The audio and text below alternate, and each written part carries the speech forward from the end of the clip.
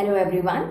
आप लोगों को याद होगा कि पहले, आज से काफ़ी टाइम पहले, काफ़ी महीनों पहले, मार्च 2020 से पहले बहुत लोग सुबह तब उठते थे जब छोटे बच्चों के स्कूल की कैब्स के हॉर्न बजते थे बहुत ज़ोर ज़ोर से, और खूब बच्चों के आसपास आवाज़ें आती थी क्योंकि उन्हें जल्दी जाना होता है। छोटे बच्चों के स्कूल सब अर्ली टाइमिंग्स रहते हैं और कोई भाग के अपनी बस पकड़ रहा होता था, किसी को उसके पेरेंट्स, किसी को उसके ग्रैंड पेरेंट्स छोड़ने के लिए जा रहे होते हैं। स्कूल पहुंच के तो बच्चे बहुत ही फिजिकली एक्टिव हो जाते थे। जब तक टीचर क्लास में नहीं है तब तक वो इतनी धमा चौकड़ी करते थे, ये ऊपर वो नीचे। और जो उसके बाद रिसेस का टाइम होता था वो उनके लिए बड़ा एक्साइटिंग टाइम होता था क्योंकि उस समय सबको एक दूसरे के टिफिन शेयर करते थे बिना ये सोचे समझे कि हमें सिर्फ अपना खाना खाना है या दूसरे से दूर बैठ के खाना खाना है। और स्कूल्स में बहुत सारी एक्टिविटीज़ होती हैं, जैसे कि स्पोर्ट्स एक्टिविटीज़ हो रही हैं, कल्चरल एक्टिविटीज़ हो रही हैं। बहुत सारे स्कूल्स में मार्शल आर्ट्स की क्लासेस भी होती हैं और योगा, एरोबिक्स, बहुत एक्टिविटीज़ चलती थी। उसके बाद जब बच्चा घर आता था पूरे दिन की इतनी एक्टिविटीज़ के बाद, फिर भी वो इवनिंग में जो उनके लोकेलिटी में पार्क होता है ना, पार्क तो अभी भी है लेकिन अब वो माहौल नहीं है वहाँ पे, तो उस पार्क में जाके खेलना, अपने दोस्तों से मिलना उनके लिए बड़ा ही चार्मिंग चीज़ होती थी वो। अब ये जितनी भी बातें मैंने अभी बोली तो वो सब ऐसा लगता है कि ये कितने पुराने समय की बात है, या फिर ये सब चीज़ें पता नहीं नॉर्मलाइज होंगी या नहीं होंगी। तो ये तो पता नहीं कब नॉर्मलाइज होंगी, लेकिन हाँ, ये जो कोरोना काल चल रहा है उसने छोटे बच्चों को बहुत ज़्यादा फिजिकली एक्टिविटी लेवल को अफेक्ट किया है।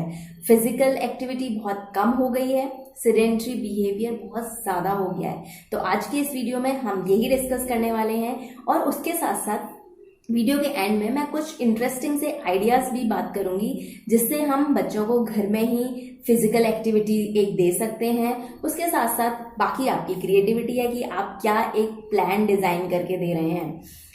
एक हर एज ग्रुप के लिए एक मिनिमम अमाउंट, एक मिनिमम ड्यूरेशन जो है वो रिक्वायर्ड है फिजिकल एक्टिविटी के लिए। जैसे अगर हम 2 से 5 साल के बच्चों के लिए बोलें तो उसके लिए वो टाइम ड्यूरेशन कम है क्योंकि वो वैसे भी बहुत फिजिकली एक्टिव होते हैं। फिर 6 से 11 साल के बच्चों की अगर हम बात करें तो उनके लिए टाइम ड्यूरेशन एक अलग है। तो वो एक मिनिमम जो ड्यूरेशन है वो इसलिए ज़रूरी है क्योंकि वो उनकी फिजिकल एक्टिविटी जो है वो उनकी हेल्थ को अच्छा इम्प्रूव करती है और बाकी बहुत सारी डिजीजेस से उन्हें बचाने में हेल्प करती है। लेकिन ये जो पेंडेमिक चल रहा है उसने बहुत ज़्यादा फिजिकल एक्टिविटी लेवल को कम कर दिया है क्योंकि हर किसी के घर में उतना ओपन स्पेस भी नहीं है जहाँ पे वो खेल सकें, दौड़ सकें, भाग सकें। उसके साथ साथ सोशल इंटरेक्शन तो बिल्कुल ख़त्म ही हो गया है क्योंकि अब जो भी सोशल इंटरेक्शन है वो कहाँ पे बचा है, गूगल मीट्स पे है, जूम पे है, यूट्यूब है, इंस्टाग्राम है। मतलब आपका इंटरेक्शन भी कहाँ है, सिटिंग में ही है, वहाँ पे आपकी कोई फिजिकल एक्टिविटी नहीं है। तो ये बहुत ही बड़ा पब्लिक हेल्थ इशू बन चुका है क्योंकि ये जो प्रेजेंट सिनेरियो चल रहा है इसके कॉन्सिक्वेंसेस अभी नहीं, लेकिन ये बच्चे जब लेट चाइल्डहुड और एडल्टहुड में पहुंचेंगे तब ये पता चलेगा क्योंकि ये जो ओवर सिटिंग चल रही है वो बहुत सारे हेल्थ कॉम्प्लिकेशंस कर सकती है। जैसे कि जो मेजर एक रीजन वो है प्रॉब्लम, वो है ओबेसिटी, क्योंकि बच्चों का काम क्या है, सिटिंग सिटिंग, खाना सिटिंग, यही चल रहा है। और कई बार तो क्योंकि बच्चों का कोई सोशल इंटरेक्शन नहीं है तो पेरेंट्स हैं, कहीं सिंगल चाइल्ड हैं, वो पेरेंट्स भी अपने वर्क फ्रॉम होम में बिजी हैं, तो एक डिप्रेसिव सिम्टम्स भी बच्चों में डेवलप हो रहे हैं। और उसको ओवरकम करने के लिए अननोइंगली बच्चे की ईटिंग हैबिट्स जो है वो बड़ी इरेटिक सी हो गई, हमेशा खा रहे हैं, सिटिंग है, तो ओबेसिटी एक बहुत बड़ी प्रॉब्लम होने वाली है। उसके साथ साथ टाइप 2 डायबिटीज़ है, हाइपरटेंशन है, कार्डियोवैस्कुलर कॉम्प्लिकेशंस हैं। तो ये सब जो है ये एक प्रॉब्लमैटिक कंडीशन है और इस पे पेरेंट्स को, स्कूल मैनेजमेंट को ध्यान देने की बहुत ज़रूरत है क्योंकि कई जगह पे मैंने देखा है, मेरे जो नोन हैं, रिलेटिव्स हैं, उन्हीं में जो छोटे बच्चे हैं उनको भी मैंने देखा है कि उनकी कंटिन्यूस क्लासेस चलती हैं। मतलब अगर उनका 4 आवर्स की क्लासेस हैं तो वो कंटिन्यूस 4 आवर्स हैं विदाउट एनी ब्रेक। तो ये तो वैसे भी अच्छा नहीं है क्योंकि वो कंटिन्यूसली एक सिटिंग पोज में है।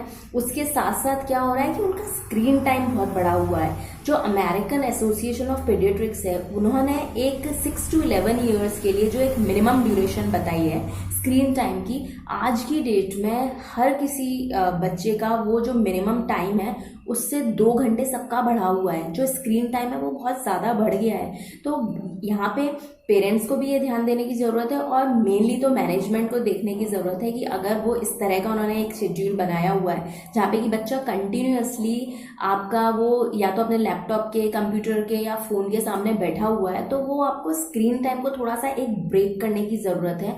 इन बिटवीन उसको एक फिजिकल एक्टिविटी दीजिए, कोई टास्क दीजिए जिससे कि बच्चा एक फिजिकल एक्टिविटी हम उसको दे सकें। और पेरेंट्स को तो हर वो काम करना चाहिए जिससे बच्चा ज़्यादा से ज़्यादा फिजिकली एक्टिव हो और कम से कम वो सिटिंग पोजीशन में हो कि भाई आप कुछ भी उससे घर के काम में आप उसे इन्वॉल्व करिए। उसके साथ हम क्या कर सकते हैं उनको एक्टिव करने के लिए कि हम उन्हें ट्रेडिशनल जितने भी हमारे गेम्स हैं वो खेल सकते हैं। जैसे कि अगर आपके घर में बहुत ज़्यादा भी जगह नहीं है तो आप रूम्स में ही आप हाइड एंड सीक खेल सकते हैं, जंपिंग है, स्किपिंग है, डांसिंग है, या फिर आपने उससे उन्हें एक छोटा सा कहानी सुनाई, उसको आप बोल सकते हैं कि अब आप उसको एक्ट करके दिखाइए। उसके साथ साथ हम उन्हें कुछ मैथ्स गेम्स करा सकते हैं, जैसे कि छोटे बच्चों के लिए है ये। जैसे आपने उन्हें बोला कि 2+2, अब ये जो इसका रिजल्ट है उतनी बार आपको जंप करना है, या फिर 5 × 2 जो रिजल्ट आएगा उतनी बार आपको स्किपिंग करनी है। तो यहाँ पे क्या है कि बच्चा मेंटली प्लस फिजिकली दोनों तरीके से एक्टिव है। तो हमें बच्चे को मेंटली प्लस फिजिकली दोनों तरह से एक्टिवेट करना है। मेंटली तो फिर भी आज बच्चे बहुत एक्टिव हैं, लेकिन जो फिजिकल एक्टिविटी लेवल है उस पर ध्यान देने की जरूरत है। उसके साथ हम क्या करा सकते हैं कि बहुत तरह के एक्टिविटी कार्ड्स आते हैं, तो आप वो कार्ड्स के साथ कार्ड प्ले करिए और बच्चे को एक कार्ड दिखाइए जिसमें एक पर्टिकुलर एक्टिविटी शो हो रही है। आप बच्चे को बोलिए कि आपको ये एक्टिविटी करके दिखानी है।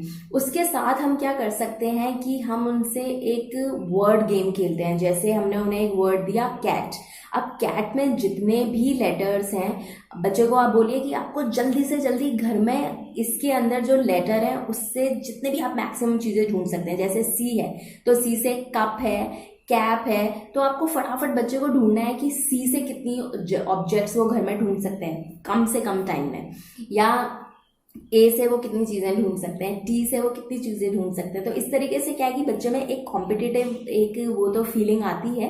उसके मेन जो हमारा काम है वो हमारा पर्पस सॉल्व हो रहा है कि बच्चा बहुत फिजिकली एक्टिव हो रहा है। उसके साथ साथ हम उन्हें घर के कामों में भी इन्वॉल्व करिए, जिससे क्या होगा कि उनको एक सेंस ऑफ रिस्पॉन्सिबिलिटी आती है।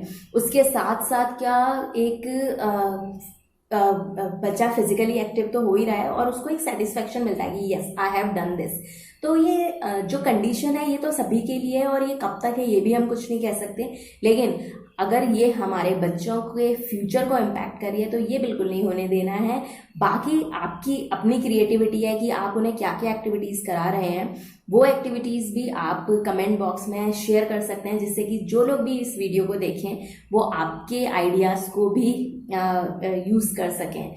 तो अपने बच्चों की फिजिकल एक्टिविटी पे पूरा ध्यान रखिए, उनको ज़्यादा से ज़्यादा एक्टिव करिए, क्योंकि अगर एक दिन में 60 मिनट्स की एक अच्छी फिजिकल एक्टिविटी भी बच्चे करते हैं तो वो उनके कार्डियोवैस्कुलर, मस्कुलर, बोन हेल्थ हर किसी के लिए बहुत अच्छी है। इवन वो उनकी इम्यूनिटी को भी बहुत अच्छे से बूस्ट करती है।